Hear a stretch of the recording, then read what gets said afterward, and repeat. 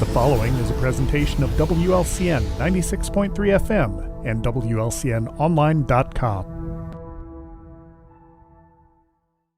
This live video stream is made possible in part by WLCN's live stream technology sponsor, Me Realty, located at 602 Keokuk Street in Lincoln, and online at merealty.com.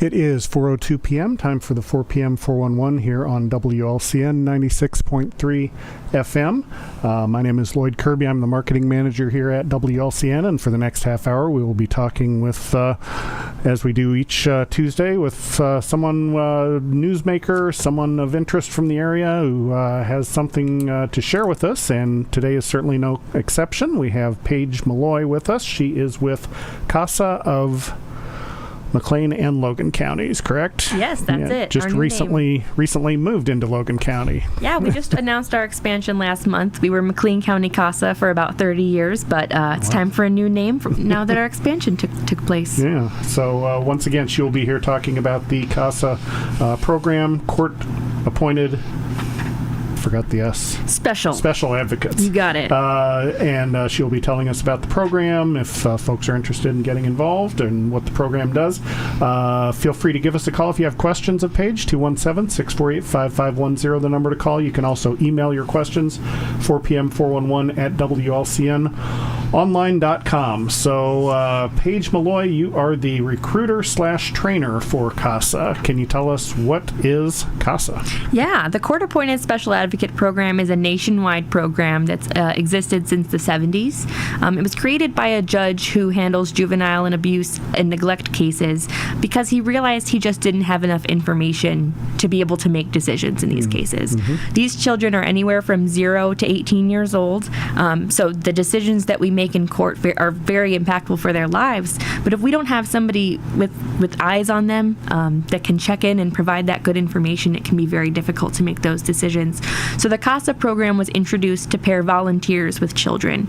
These volunteers advocate for the child in the court systems, and to do that, they have to meet the child. So they get very involved with the child's life, their family's life over time. They build relationships and are able to make those decisions on what's in the best interest for a child. Okay. Now, are these children, are they absolutely children who are in foster care, or could it be other situations, or how do children become eligible to have a CASA representative? That's a good question. So all the children that come in through CASA are in DCFS care. Okay. When a child is considered in DCFS care, they are in the foster care system in some way. Sometimes that means they're living with a grandparent. They're just living with some other member of their family. Sometimes it's a traditional foster care placement. They could be in a group home, or sometimes they're even still living at home with their family, but they're still an open juvenile abuse or neglect case. So the state will continue to provide services and help the family while they maintain custody or return to custody. But it just means that in some way DCFS is involved. Okay. And so you have these volunteers that advocate on behalf of the children. So what are the actual duties of the volunteers? Yeah. It can definitely depend on the case. The number one and number two priorities is that you're required to visit a child once a month. So you're building that relationship over time. These cases can remain open. Our average is about 12 to 18 months that a CASA is going to be on a case. Sometimes it's sooner, but sometimes it can be even longer. So during that time, you're going to be writing court reports for the judge. Court usually only happens about every 6 months. It's not like you're in court every week, but you will provide an analysis for the judge to kind of put together the recommendations for what that child might need. That could be placement. That could be having to do with their family and where they stay in terms of foster care, but it could also have to do with their education. Do they need an IEP? Are their medical needs being met? Do they have asthma, and are they getting that treatment that they need? It can be pretty wide-ranging. Every kid's different, and every kid has different needs. But it's really just about building that relationship with a child and their family. Okay. Once again, we're talking with Paige Malloy with the CASA program, Court-Appointed Special Advocates for Children of Logan County as well as McLean County. So we just mentioned that you now have a presence in Logan County, which is, I don't know, has been 4 months maybe? Well, it was approved in January. We've been in the works. We got approved at the Logan County Board in December and at the McLean County Board in November. So there's always those little things in local government that take some time to build. But we got approved through National CASA in January. In February, we started training our first Logan County volunteers. And this week, we swore in our first volunteers. So, and maybe you don't know the answer to this, but in lieu of CASA being present in Logan County, what was happening for these juveniles who were in need of representation or whose voices weren't being heard? That's a good question. So in McLean County, we currently serve as of last year, we served 63% of the kids in juvenile abuse and neglect cases. Oh, wow. So we're not even getting 100% of the kids served. That was 190 children that we served in McLean County last year. Here in Logan County, as of the end of February, there are 73 kids in DCFS care that live here in our community, and there are 0 volunteers to help them.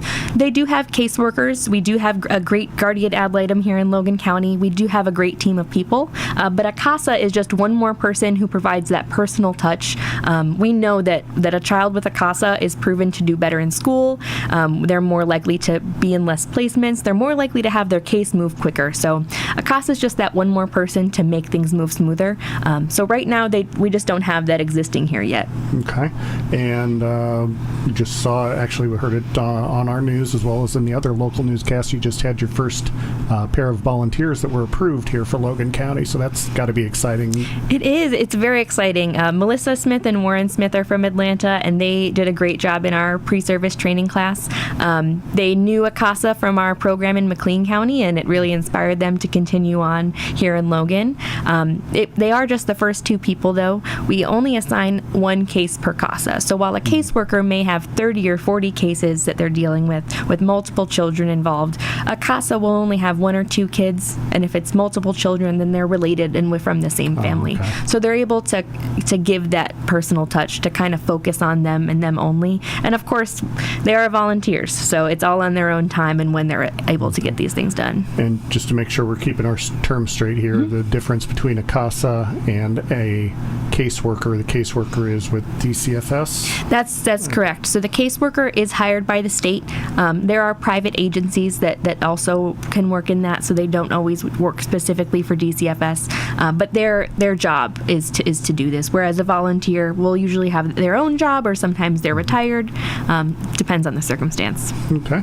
Once again, we're talking with Paige Malloy from the CASA program, Court-Appointed Special Advocates for Logan and McLean counties. I'll get that down by the time the show's over. 217-648-5510, the number to call if you have questions of Paige, or you can email us your questions, 4pm411 at WLCNonline.com. We'll go ahead and take our first break here now, and we'll be back in 2 minutes with more from Paige Malloy.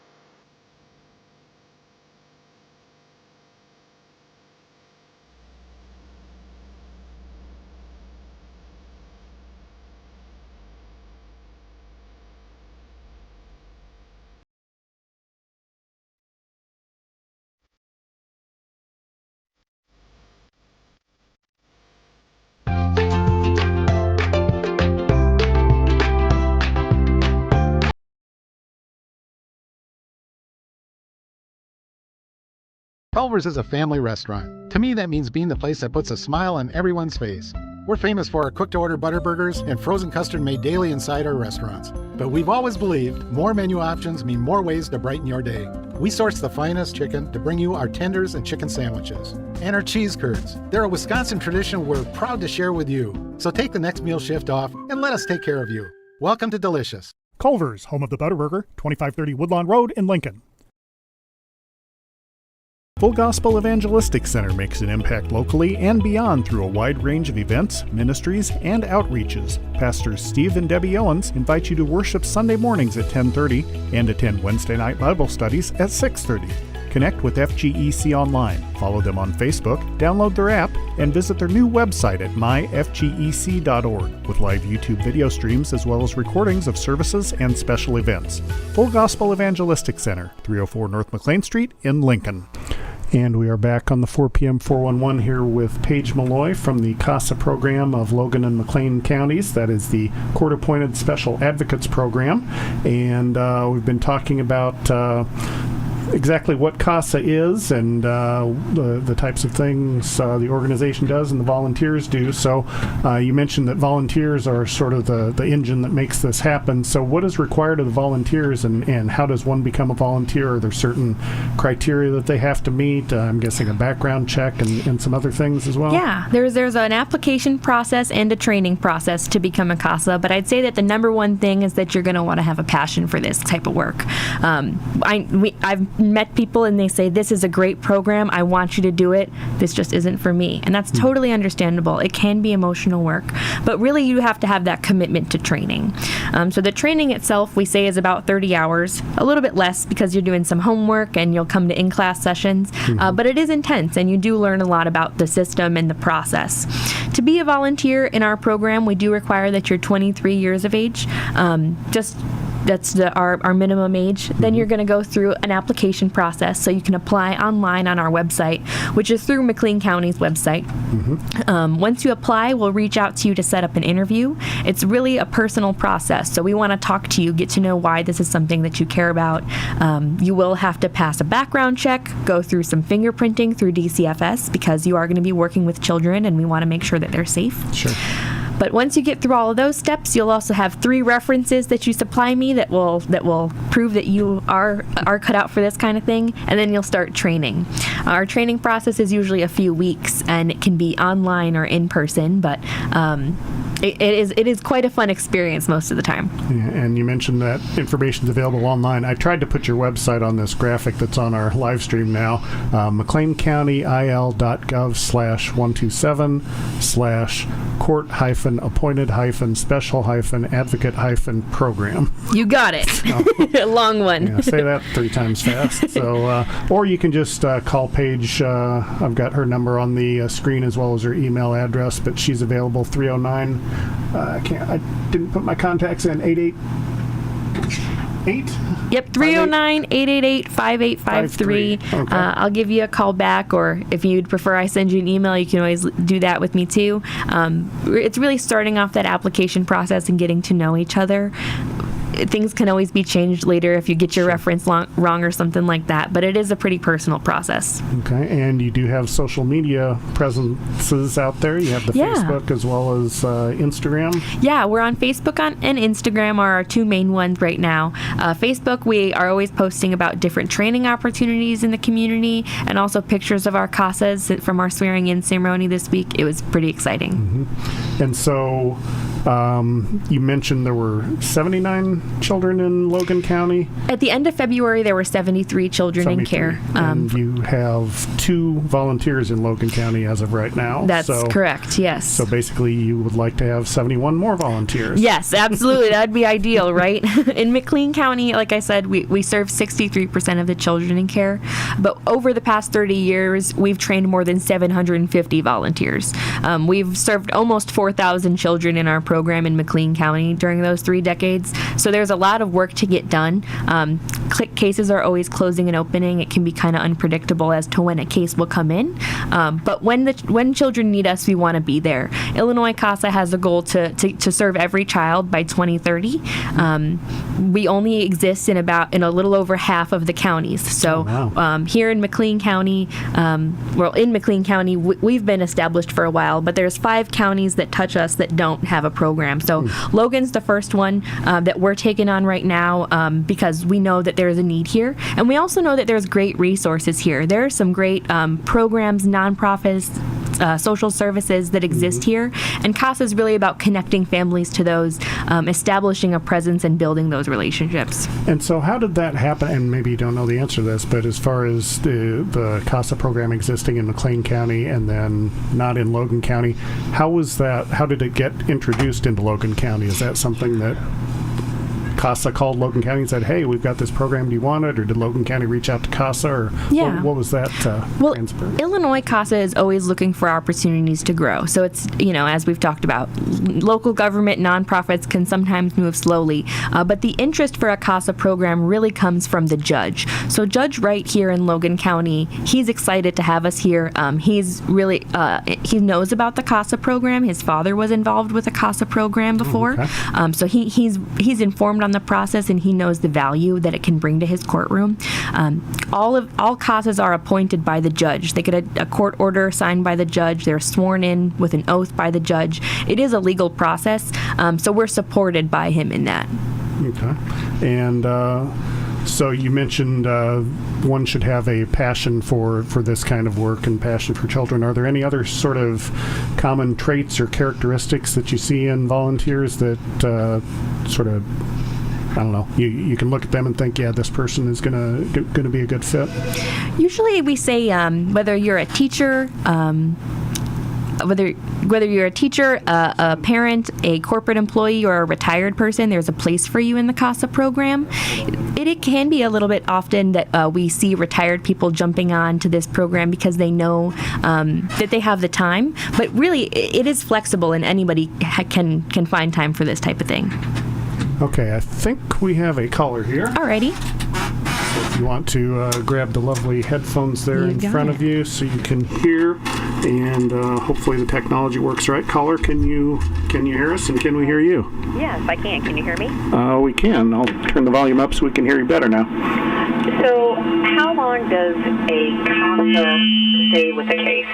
Is it till it's completely, I don't want to say over, or the child or children are stable with that case, and then they go on to another case? How does that process work? That's a really good question. So a CASA is going to stay on a case. Our goal is that a CASA will remain on that case until it closes.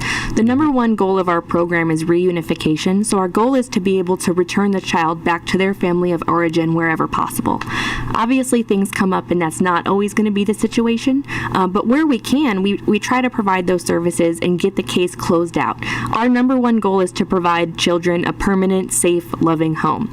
So sometimes that means their case could be, the average is 12 to 18 months that a case stays open. And we do like that a CASA can stay on for the entirety of the case. If you find that something comes up, we'll always find another volunteer to take over to be able to provide that for that child. But the CASA is that one present person in the child's life. They may have multiple foster placements. They may see their parents on and off. Their caseworker may likely change a few times, but if their CASA can stay there for that 12 to 18 month period, that's the goal. And you know, if you need time in between cases, we won't throw another one at you right away. But if that's something you're up for, absolutely we can do that too. So the CASA, and I tuned in right before you guys went to the first commercial, forgive me. So does the CASA work directly with the caseworker and the family and the court, so kind of, and the child, or how does their role play in all of this? You've got it just right. So the CASA is obligated to meet with the child at least once a month. They're going to visit the child at least once a month, and they're fighting for that child. They're advocating for that child in court. But that doesn't mean that they're going to work as a team with the caseworker. They'll be on a team with the parents if the biological parents are making a real effort to get their child back home. It also means that in a way they're on a team with the judge. They're writing a court report for the judge, and they're often working with the foster family and other service providers too. Let's say, for example, there's a case where the parents are experiencing a substance abuse disorder. The CASA will be able to have access to that parent's medical records to confirm that they're following up on the treatment necessary for that. So it's really, you're that person that can connect all the adults involved in a child's life to allow them that eventual success. Okay, and you know, and what if, I'm a what if person. What if the family, the mom, dad, the parents, I should say, are saying, you know what, we're done, you know, or it's not going to be a good environment to send the child or children back to home. Mm-hmm. So then that CASA stays with that case then until they're permanently placed in foster care, or not, or how does that play out? Yeah, so if reunification is not possible, our goal is the CASA is still going to stay there until the case closes, and the case won't close until that child is adopted or placed somewhere more permanent. So maybe it's an adult or close to an adult child, right? Maybe they're 15 or 16, and we have to start looking at what it looks like to provide them resources to age out of the system. Or maybe they're 3 or 4 years old and their foster parents, are developing a really strong relationship with them, you'll be involved in those conversations. It won't all be on you to get the adoption settled. You will work with a caseworker and those kinds of things, but you'll stick around until, again, that child gets that permanent, safe, loving home. Well, this sounds wonderful. I mean, it's something stable for the child through, a traumatic time. I mean, kudos. It's the first I've heard of it, so this is wonderful. Yeah, thank you so much. It is often that when we talk about CASA, people don't know what it is off firsthand. We don't pour a lot of money into advertising. This is really a word of mouth type of thing. And when people hear about it, it is an exciting experience. It is something that people get passionate about. But we hear often that people hear about it a few times before they jump on, because it is a different experience. It's a very different volunteer opportunity than other things out here. Wonderful. Sounds great.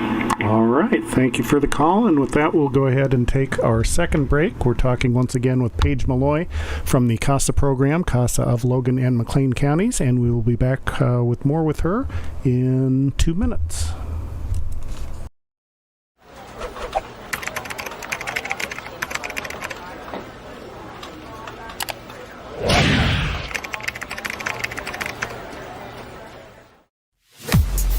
This is Corporal Brian Clements with the Lincoln Police Department. This week, Lincoln Logan County Crime Stoppers is seeking information in reference to 2 burglaries in Lincoln that have occurred recently. A building at 523 North Elm Street was burglarized during the February 1st weekend. Another building at 411 North Chicago Street was burglarized on the weekend of February 3rd. Multiple expensive tools were taken from both locations. If you have any information on this crime, please contact the Lincoln Logan County Crime Stoppers anonymously at 217-732-3000 or the Lincoln Police Department at 217-732-2151. Tips leading to an arrest could receive a cash reward up to $1,000. Crime Stoppers only wants your information and not your name. The Lincoln Logan County Crime Stoppers Crime of the Week is brought to you by Me Realty, supporting a thriving community safe for families through support of the Crime Stoppers program. Me Realty, 602 Keokuk Street in Lincoln, and online at merealty.com. Whether you're buying or selling your home, the brokers of Me Realty will work with you to get the deal done. As one of Central Illinois' top producing offices for decades, Me Realty has the experience to guide you through the process. You want results? Call the brokers of Me Realty at 217-735-5424, stop by the office at 602 Keokuk Street in Lincoln, or check out local listings online at merealty.com.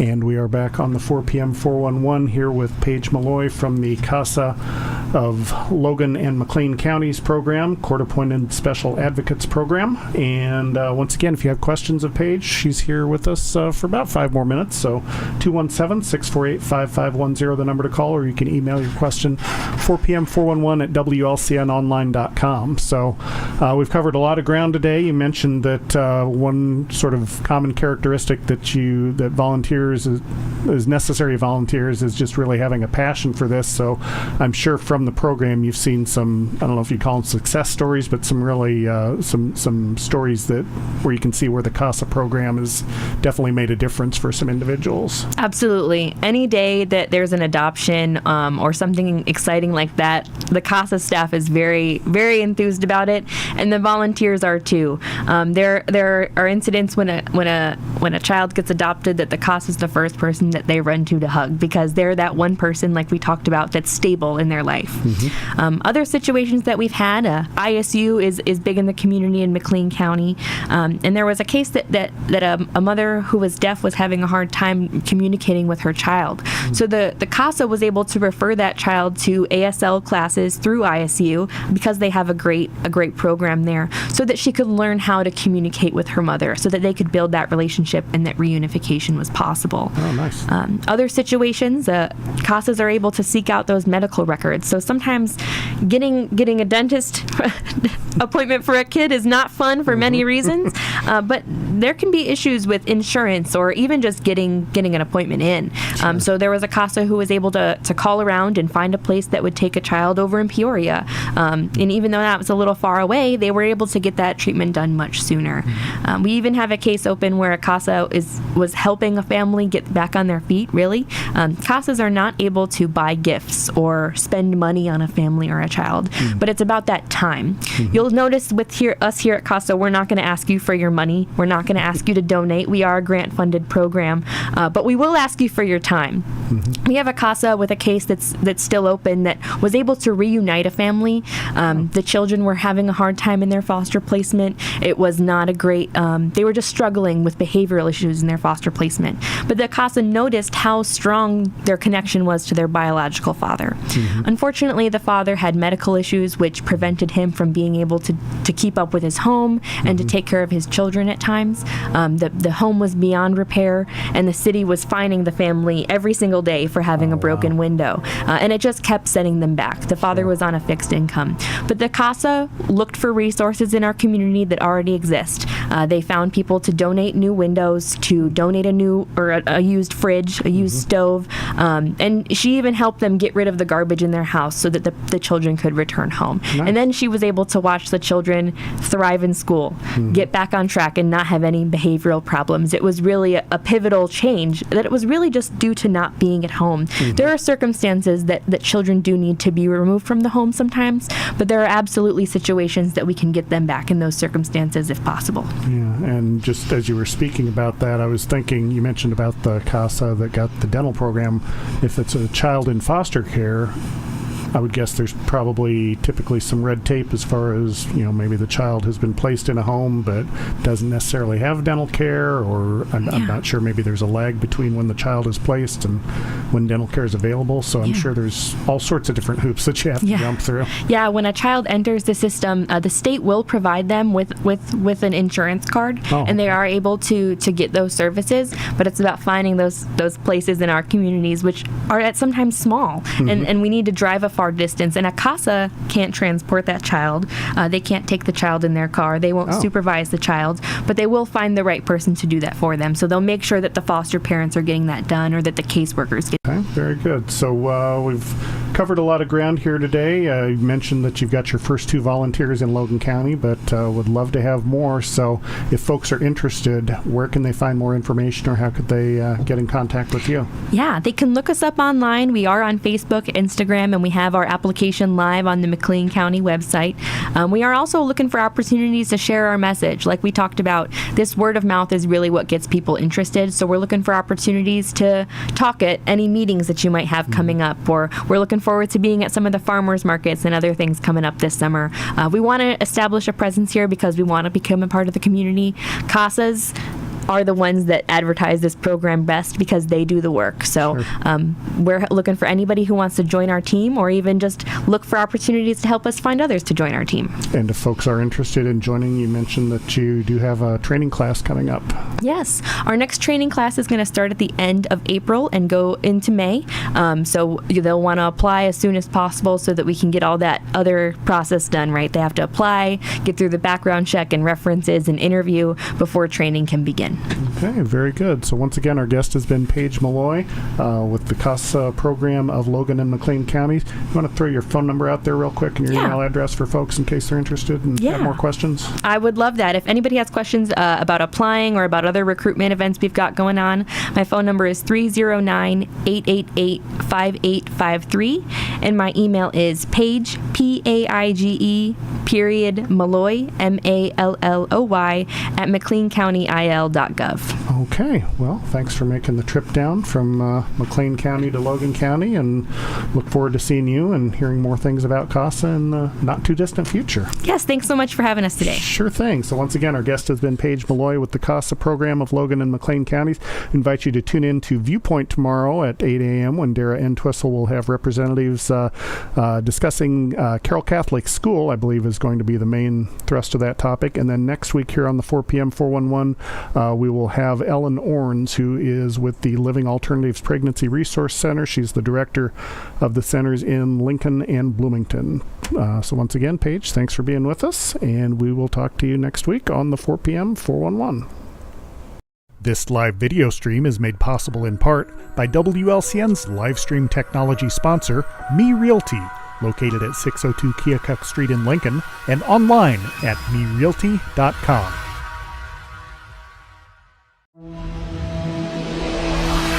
The preceding program is a presentation of WLCN 96.3 FM and WLCNonline.com.